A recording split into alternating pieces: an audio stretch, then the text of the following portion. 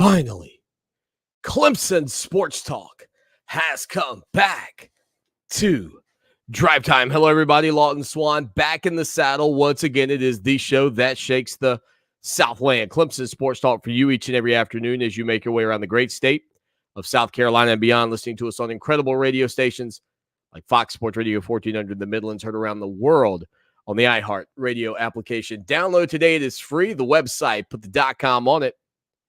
Doggone it, that's ClemsonSportsTalk.com. 803-450-0086. Text line, phone line. Luke Winstel joining the program here in hour number 2. Man, what a day. We got the college football season kicked off last week, and then last night, the appetizers, if you will, for a big weekend of college football, as virtually every team in the country is going to be on the gridiron at some point along the way, including now, wait for it, the newest members to the Atlantic Coast Conference, Stanford, Cal, and SMU. Yeah, more on that in a minute as that news came forward early this morning. About time your coffee was starting to cool off. You probably saw it. Now, if you want to participate in this program, a multitude of ways. I mean, we got so many ways for you to be a part of it. And if you're watching live and you're going, whoa, wait a second, Swanee, where you been? We've been here. We've been doing the show every day, just not filming it every day, but we've been putting a lot of drops on TikTok, a lot of drops on Instagram. If you haven't followed the Instagram saga, I'm hoping to bring that to a conclusion on Monday. We do have a new Instagram account. They got rid of my old one. They disabled it. And I had to do some digging to find out why. Impersonation. I'm not impersonating anybody but my own business. I mean, all the logos. You see it behind my big head. There it is, the Clemson Sports Talk logo. That was the branding. It's never been the Clemson, Paul. Never tried to be Clemson. There's other names and other businesses out there, or not even businesses, but other Twitter and social media accounts that look a lot more like Clemson Tigers than mine. But I digress. We are at 200 and some odd followers now over on Instagram. We were at nearly 3,000, 30,000 on the Twitter account. Thank you to everybody, the 12,000 plus of you in our Facebook group, everybody who's a part of this thing. Man, we really do appreciate you. And we're going to do the show here live online a little bit differently than we've done it in the past. And what I'll say on that front is that the plan will be that we will try to do this as much as possible during the college football season. And I know what you're thinking. What about last week, Swanee? What about earlier this week? How come you didn't hammer it home? Well, if I'm being honest with you, not that I wanted to get away from doing it live, but it does help me to not do it live because I can kind of maneuver the schedule a little bit more if I've got something coming up on the weekend. So let's just say this. We're going to play it. It's going to be like David Copperfield. Sometimes it may be a little bit of an illusion as to how we pull this thing off, but we're going to try to do it more and more live here for you. If you got comments on the ACC voting to add those schools, man, let us know. Would love to hear from you. Matter of fact, I got to do my own little mic check because I haven't even had a chance to run the numbers to see if we could, if it was working, and it sounds like it is. So thumbs up to me for taking care of that business. And again, I was going to get off of StreamYard. That's the platform we use for anybody out there that's, trying to come up and do a show, have your own, podcast or whatever, where we started before we got into the radio business at iHeart. I will say that StreamYard seems to be a pretty good option. I do wonder whether or not they are going to be glitchy like they've been in the past, which always kind of bothers me. The other thing I'm not sure, and the best way I can check that is to just hit a little soundbite here for all our Gamecock listeners who they face off tomorrow up in North Carolina. Remember, South Carolina, North Carolina going to be the matchup on ESPN, or excuse me, the game day coverage on ESPN. Up in Charlotte, North Carolina. So for all you Gamecocks. So you could continue to peek over the fence at the best radio show in the nation. And I'm hopeful that you got the good stuff there. Yes, you did. It sounds like you did get the good stuff. So it sounds like everything's coming off the board, not through that microphone there. And so I think we're good to go. But again, I want to hear your thoughts hear your thoughts on everything going on in the world of college football, especially the situation with the ACC. So the ACC presidents and chancellors met earlier today. I'm assuming via Zoom, given the timestamp on it. Stanford, Cal, SMU. It's a westward expansion. The old manifest destiny from back in the day. You know, the ACC now stands for, I guess, the All Coast Conference because they picked up 2 teams on the West Coast. I have no idea. I have thoughts on it. Again, I've stood up on social media. If you followed the situation, I think that it's a bit ironic. I think Alanis Morissette would appreciate this, that Notre Dame is out there champion expansion, but yet not willing to join to push this league to 18 teams, which would make a lot of sense. So the ACC has 18 members, 17 full members that play football, when you've got other leagues around you that have expanded to 20, have expanded to 18 like the SEC is going to do. And I think that the perfect spot is going to end up being, and I've said this, 4 18-team leagues. I didn't believe that at first. I really didn't. I thought it would be bigger. I thought it would be 84 teams. But what I didn't see was the situation that developed out of the Pac-12, where it was just cannibalized by other leagues, taking us down to 4 conferences essentially, or 4 power conferences, if you will. And I think ultimately Fox will end up with 2 of those properties, and ESPN will end up with 2 of those properties. I think there will be a big governing body over the top. I think there will be equal revenue distribution to all the teams. Is that going to be in my lifetime? Well, I'm 46. I think it probably will be. I think it'll happen in the next 15, 20 years. And now you're going, well, Swanee, you sure are counting your chickens before they hatch, Mr. Going to make it to 66. I'm hopeful, but in my lifespan, I think it should happen. And then I think the other thing, too, from the standpoint of SMU, okay, let's just talk about them for a second. You know, everybody, I got a text earlier today. So wait a minute. SMU's not taking any money for 7 years. How can they afford to do that? Well, there's a couple of thoughts on it. All right, a couple of thoughts on it. SMU is getting a seat at the big boy table. They were going to be stuck playing the lower tier of college football. And I think that lower tier, and I know there's some people out there, all of a sudden there's some people out there like, well, you can't say Power 5 and Group of 5. That's rude. Whatever. Listen, it's the big boys. It's the big table at Thanksgiving, and then it's the kids' table. And the big table encompasses a lot of the schools that you guys love. And the smaller table may encompass some schools that maybe you went to for your degree when you were making your way through college. But I'll say this. SMU's willingness to take nothing for 7 years and then a portion of the revenue for 3 seasons is an indicator they just wanted to get on the life raft.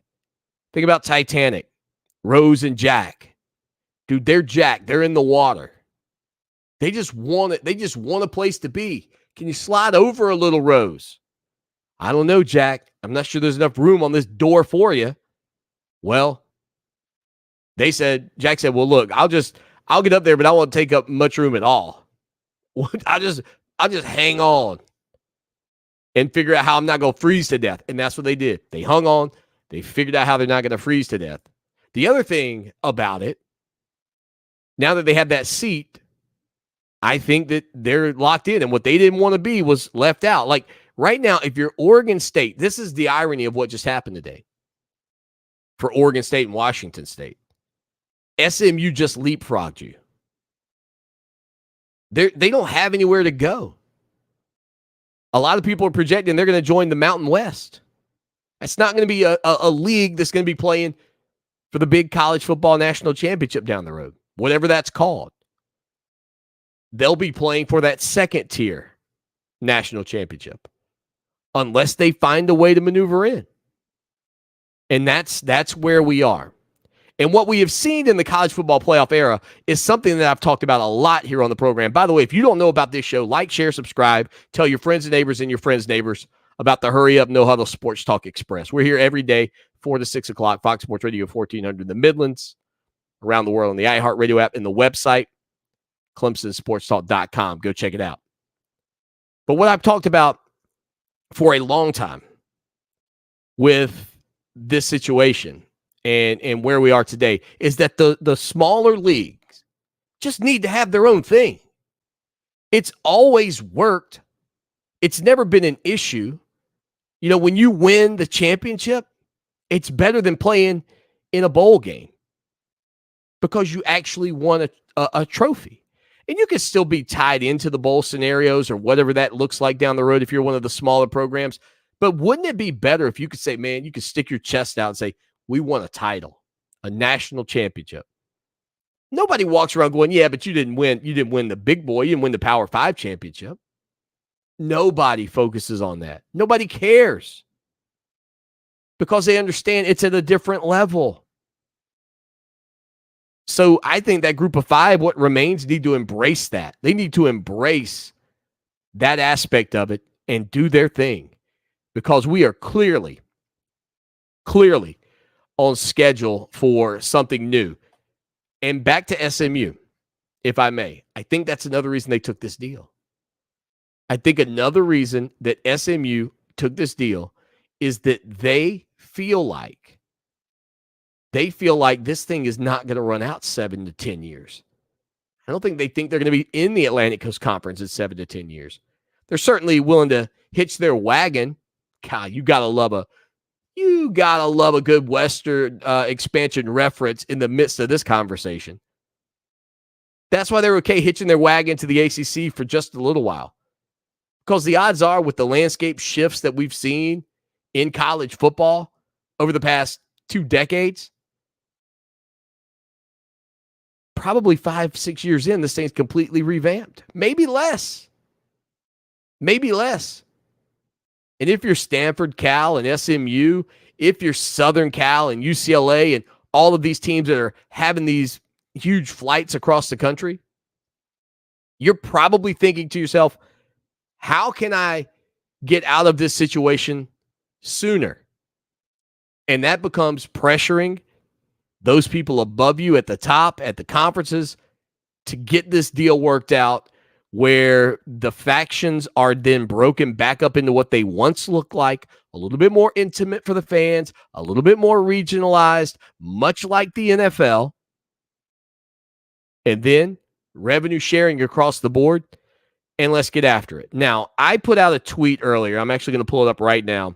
We're on Twitter at Clemson Sports. If you don't follow us, head over there and follow what we do, and we'd love to have you also support so many of the businesses locally, like Lexington Medical Center, who's a part of what we do. Also, Kaufman's Meeting Place, Great Southern Homes, all these local businesses right here in the Midlands and around the state of South Carolina who have supported this program for so many years.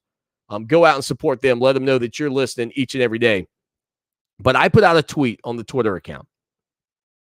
I don't call it X. I can't. That's not gonna work for me. And I put it out, said, are we headed to a Big 62? Put it out just before the show. 74% of you said yes. We are headed towards a Big 72, a Big 72. And 26% said no, you think it will be larger. The Oculus comes in with this, and this is where I was going. So the Oculus, appreciate you hanging out with us. And it's easy for the Oculus to hang out with us. We got a great view, right? What a beautiful facility Clemson's got right now with the new Tiger Wall walking right through the Oculus into the stadium. I know, no trees. I know. There are some trees. Give those trees a couple of years. They'll give you the shade you desire. But I think that there's a possibility that you could trim some of the fat out of that 72 team situation. And I wonder, openly, Kansas, Vandy, Indiana, schools, and look, if I start naming, I might touch a nerve for some of you because I might get to a school that you really care about. But those schools that have traditionally underperformed, are they somewhat in trouble? I even heard a guy today mention that maybe what they thought would end up happening is that there might be a buy-in. I thought that was ridiculous, but a buy-in to play at the highest level of college football. Now, I don't know who's got the money laying around to buy in, but I can assure you, if some of those schools had to pony up the dough, it probably wouldn't happen. Now, I don't personally like the fact that we're going across the country with the Atlantic Coast Conference. I didn't love the move minus Notre Dame. I still don't. I still believe that the Fighting Irish, if they wanted to be committed to the future of college football, would have already come into the ACC. But I've said for years, until they're frozen out, they're not going to budge. You saw what happened in COVID-19. They were frozen out. What'd they do? They budged. And I said here on the program a week or so ago, and at that time, the ACC should have taken advantage of the situation, maybe seen the writing on the wall, and maybe you can question the leadership of Jim Phillips at this point for sure. The contract that you're locked in, that's on Swofford. The grant of rights, that's on Swofford. And it's hard for me to believe that was championed and supported when it first took place. Like, people are like, what a deal.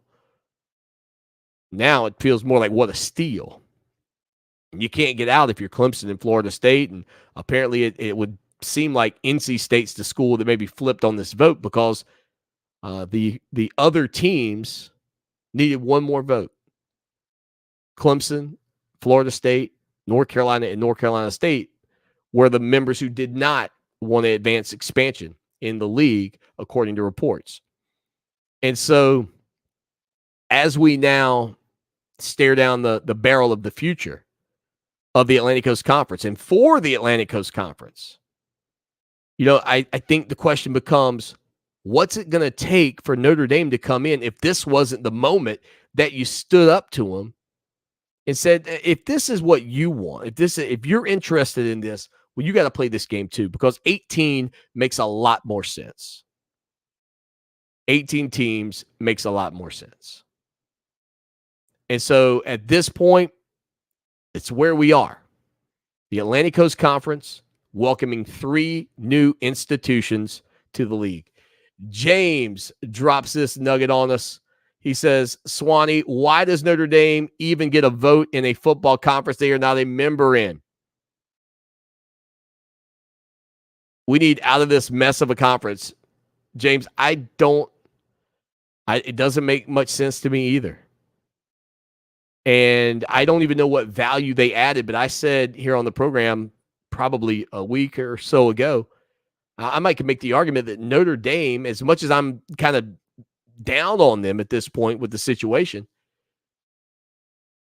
Notre Dame might actually bring more overall revenue and interest than these 3 teams combined. I mean, honestly, SMU, Cal,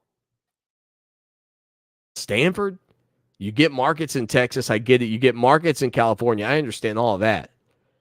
But as somebody that, follows this sport and kind of looks at what's going on right now, it doesn't make a lot of sense that you would move to 17 teams, because if the league is going to stand, it would feel like you have to add Notre Dame, given their relationship already with the league. 803-450-0086. All right, quick break. Those of you watching, stay with us. We'll be right back. We're going to jump to our interview with Luke Winstall right here on the show that shakes the Southland. All right, so we're back. Going to be a little different, I guess you would say, for at least a little while.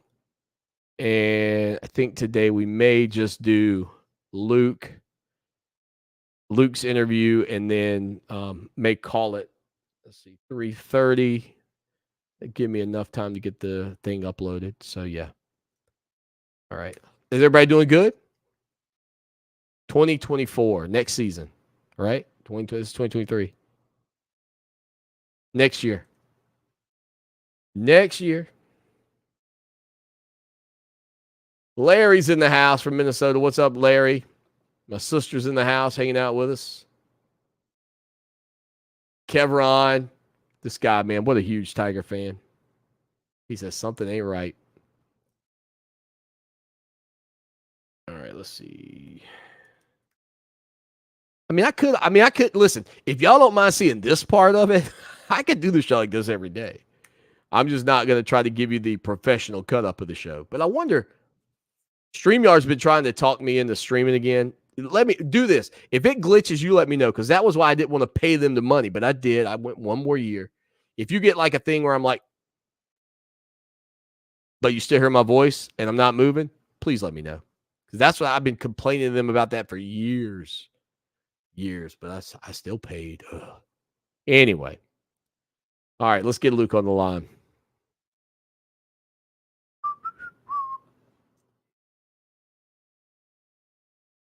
Well, he might want to do video. Hold up. Let me text Luke.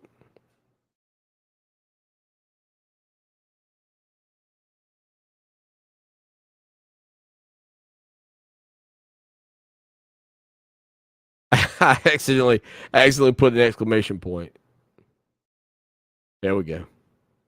All right. I'm hitting Luke up. Oh, man. Have y'all seen all the coverage, dude? We got so much stuff on the website right now. It is absolutely ridiculous, man. All right. We'll go get Luke up. Let's do it.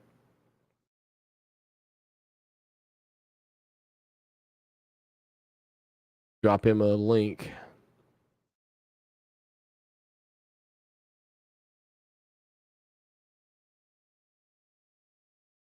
All right, Luke, you're up.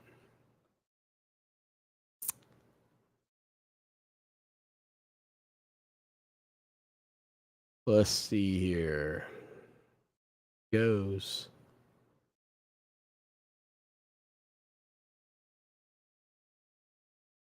Oh, yeah. There we go. More people hanging out with us.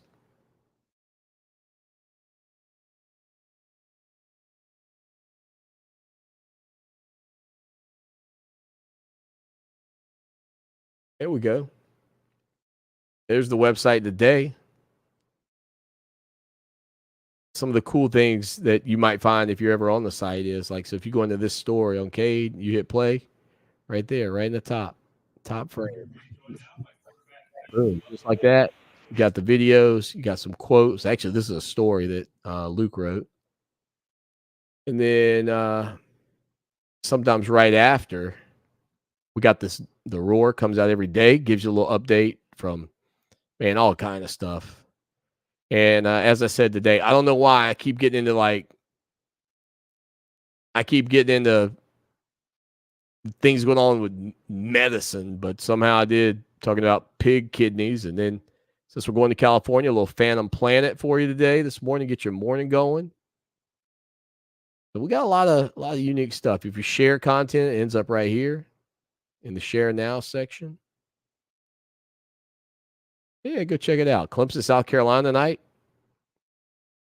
This is a little laid back while I'm waiting for Luke. But yeah, that's the website. If you've never seen it, head over there. I'll tell you what I will try to do. Luke's going to make it tight, man. Oh. I don't know. Not feeling great. 3:34, 20-minute segment. Oof. Gonna be tight. I'll tell you what, I'm going to roll on. We'll catch up when he gets in here. Here we go.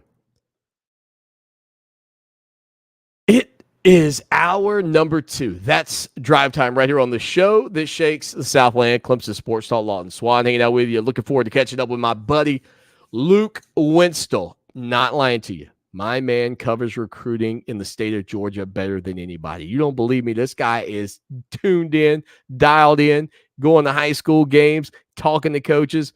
I mean, he is all over the state of Georgia, always getting it done. And he joins us on a Friday afternoon as he's getting ready to go out to the high school football fields. But First, without further ado, Luke, I gotta say, man, the situation with the Atlantic Coast Conference, dude, it is wild. It is really wild. Give me your thoughts on the news that broke earlier today. Well, gosh, I woke up to it. I know we've been talking about it for a while. I know, you mentioned it on the show, and it was one of those that I woke up. I said, okay, I heard they were meeting last night. So we got the official notification. And the thing to me is, I understand football and, you don't mind flying and going some different places, but I just think about the other sports, especially a school like Stanford that can be known for their other sports and what they do there. So it's like, man, how are you going to have, let's say women's soccer, for example, how are you going to have them on a Wednesday night fly over to Georgia Tech and back? And, I'm sure these things are being discussed as we go along, but that was my first thought of like, okay, I mean, football can go cross country, but the other stuff, I say, wow, that really is wild. Yeah, no, it is. And I think that's going to be one of the issues that ends up forcing the conversations about regionalizing college football again and kind of taking it back to what it was, but maybe splitting the revenues differently. I said this earlier, I wrote it as well about SMU. It really does feel like they were just trying to grab onto a life raft, if you will, right? And just hoped that they could land anywhere, kind of keep their head above water. And by getting in the ACC and taking a deal where they're not going to earn any revenue for 7 seasons, I think speaks volumes to that end point.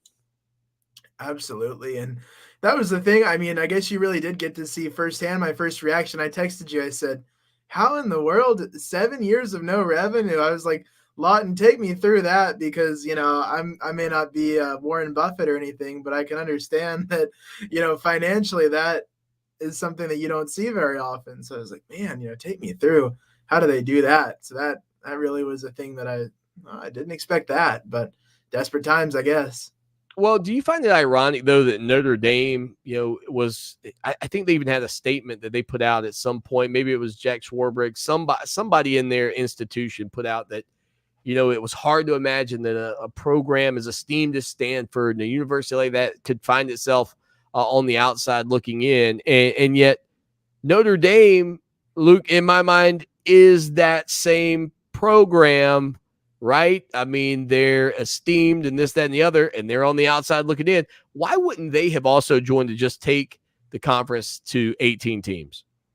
Gosh, I don't know. I mean, even numbers are a lot more fun to work with, I think. But for Notre Dame, I get it. The TV contract's so big. I have to wonder if we get into a situation where, you have to be in a conference to get in this or this in the playoff, and then maybe the at-large spots are hard to come by and those kinds of things where maybe it makes so much sense that they have to make a deal and have to say, okay, but right now, shoot, if you're Notre Dame, you got that TV contract. I don't know why you'd give up that money because I think the ACC last numbers I checked were not, as much as what Notre Dame's getting on their own deal. So, from that perspective, I kind of see it. But there is a point where as someone, helping cover Clemson with you and looking at the ACC picture from our perspective and our point of view, it's like, man, just hop in the conference and make it a whole lot easier. We're already playing you anyways. Yeah, and that's the thing, right? Like they get a chance to, I guess, keep some of their matchups with Stanford alive. What will be interesting with that is obviously with their scheduling with the ACC at this point, maybe it gets maneuvered a little bit. They only play like 5 games or so every year. And I know they love to play Stanford, but if Stanford's all of a sudden in the ACC, how do they continue to pull that off? And I think the pressure on Notre Dame is going to exist even further, Luke, if, say, you look at these conferences and they start to go, okay, we're going to play 9 conference games, we're going to play 10 conference games, because then all of a sudden, from Notre Dame's perspective, it gets very difficult to not be in a league where they are committed to playing against you. Absolutely. And I'm an advocate of conferences adding more games in conference, whether it's SEC, ACC, any of the others. That was something that I've always said, we need to beef up on these conference matchups and get a little less of some of the others. For example, what if you had a ACC game instead of playing Florida Atlantic in September? Looking at Clemson's current schedule, I think it's better for fans. I think it's better for a lot of perspectives, including ours in media, of let's get more early tests for these teams. Let's not have some early weekends in September where you've got top 10, top 15 teams sleepwalking through a couple of weeks, those types of things to me, I'm like, okay, yeah, let's add more conference games. So I'd be an advocate of that. And I think that type of situation does put pressure on Notre Dame of that can make the scheduling a little bit harder for them when you have teams that have a certain obligation for in-conference. And then all of a sudden they're having to make more choices, and maybe that gets a little harder. He is on Twitter at Luke Winstel. Go follow him again, joining us here on a Friday afternoon on the show that shakes the Southland.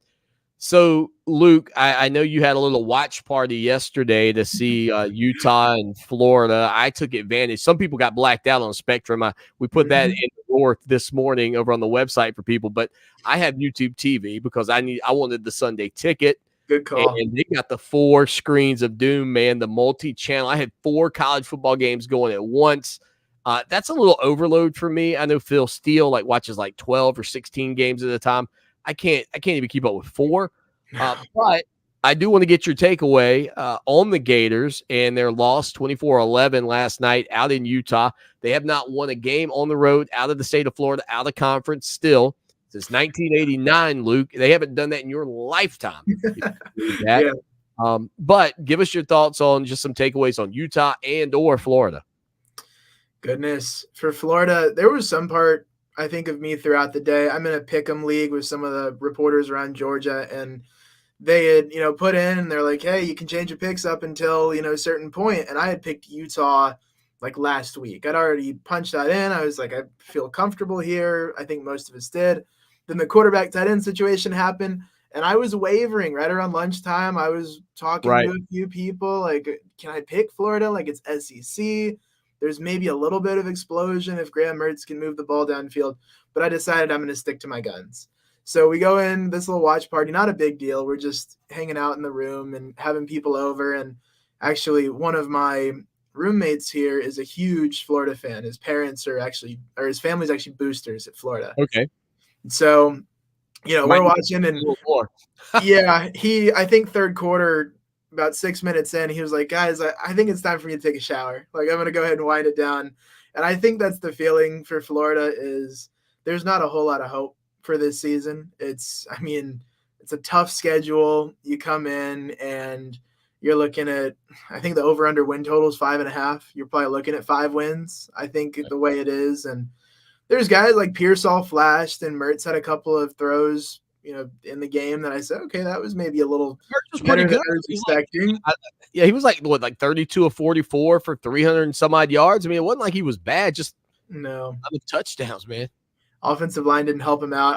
I'm not high on Florida at all, and I wasn't going into the season, but I'm not after that. I think they're still at least 2 recruiting classes away from having the talent that they need to go knock off Tennessee, go knock off Georgia, or at least give Georgia a run for their money and get to that title game where they were back, right around the pandemic with Dan Mullen and that season where they won the East. So for Florida, I'm not high on it. I think, plenty of people can understand why after that one. But for Utah, Kyle Whittingham, you don't underestimate that guy. I think the Pac-12 is interesting. I think Utah can get to be the forgotten team out there, and with a backup quarterback and, those flashy teams, Oregon, USC, especially right now, those 2. I think, Utah, especially with Rising, once he gets back in and gets going and they have that run toward the tail end of their season, I think that Utah is going to be one that upsets somebody and reminds us, hey, as much as we get caught up with the flashiness of those other 2 schools out west, that, Pac-12 to me is one of the most fascinating leagues, and Utah being good gives that parity to the league that it's like Pac-12 after dark, I will be there. No doubt. Yeah, well, you won't be there long, though, because that thing is wrapping up. They're down in the Pac-2 now, man. You better get in all your Pac-12 after dark that you can. Yeah. On Twitter, at Luke Winstel. All right, Luke, let's talk about one of the 2 marquee games this weekend for people locally here. We'll start with South Carolina and North Carolina up in Charlotte, kind of a regional matchup, an old ACC matchup from when South Carolina was in the league back in the 60s. And so I just – to me, you look at these 2 quarterbacks, right? It feels like it's going to come down to who performs better. Is it Drake May? Is it Spencer Rattler? I don't expect to see the South Carolina team we saw against Tennessee last year, but I do think, that they've got the ability to maybe catch fire in a neutral site game and surprise some people. as North Carolina is a team ranked inside the top 25. Absolutely. I've been looking ahead at Clemson's schedule, taking a look at a couple of things right now. That this past week we had the Senior Bowl watch list go out over email, so took a look at that. And I was breaking down these two teams off that and then off of a consensus draft board and looking at, I think South Carolina's got more talent than I thought. They've got, I think, 4 guys right now that are rated as they could go somewhere on day 1 or day 2 in this draft. So I was looking at that, and I was looking at the fact that we've got the storyline of the quarterbacks, and this is one game that I think when we look at the draft process in the future, we'll look back on Drake May, Spencer Rattler, maybe 2 different positions in the draft, maybe 2 very different positions depending on how the season goes. But Rattler's got a chance to have some new pieces. Like, goodness, when they – trying to think. I just almost said Jaheim Bell, but he transferred out. But yeah, he's Florida State. Sorry. But I was going to look at, for South Carolina with some of the explosion that they have, some of the pieces they've brought in. I've been impressed, but I'm going to go with Drake May if I have to pick here. UNC, I like what they've got. I think that he's got room to build at UNC as well. So I'd take them here. Yeah, I think instead of Bell, you were thinking Juice Wells, the wide receiver for South Carolina. When you started to say, I was like, yeah, that's where we're going. All right. I was like, yeah. FSU, LSU. What do you think of that matchup? That's one that I've wavered on. I've picked FSU in this one. I think that's a less popular pick right now because of LSU's hype and they're standing right now in the SEC West and coming off the SEC West title. But for me, FSU is one of those teams that has the momentum coming in the offseason. I like their play at quarterback with Jordan Travis. And I think defensively, their pass rush ability, having a couple of guys that are on that draft board as pass rushers is something that, to me, gives me confidence of, they've got the talent both ways. I think this is the year that FSU can put it together, and a win here would set up the really big matchup against Clemson. And by the way, I'm already getting confirmations of recruits that are saying that's where I'm going to be. Like, I'm not worried about the rest of the schedule yet, but in September, that's the game I'm going to. So I've got several 3, 4, even a 5-star now that have told me that, hey, that's the spot. So trying to put together a list because the game it sets up there is going to be very wild. But right now, when you look at LSU, I'll take FSU, and that's going to be a game where I think they can announce their presence. Yeah. Wow. So Jared Gerson, that defensive line, going to have a big game against Jaden Daniels, quarterback at LSU, according to Luke Winstall. He's got Florida State pulling the upset for a second consecutive season. That game's going to be played in Camping World Stadium there in Orlando. All right, finally, before we talk recruiting, Clemson and Duke in Durham, Labor Day night. You feeling good about the Tigers? They're about 2 touchdown favorites heading into this game, but it's a new era. Garrett Riley, Cade Klubnik, offensively. Do you think we see the spark that maybe Clemson was missing a year ago with Brandon Streeter and DJ Uyunglele?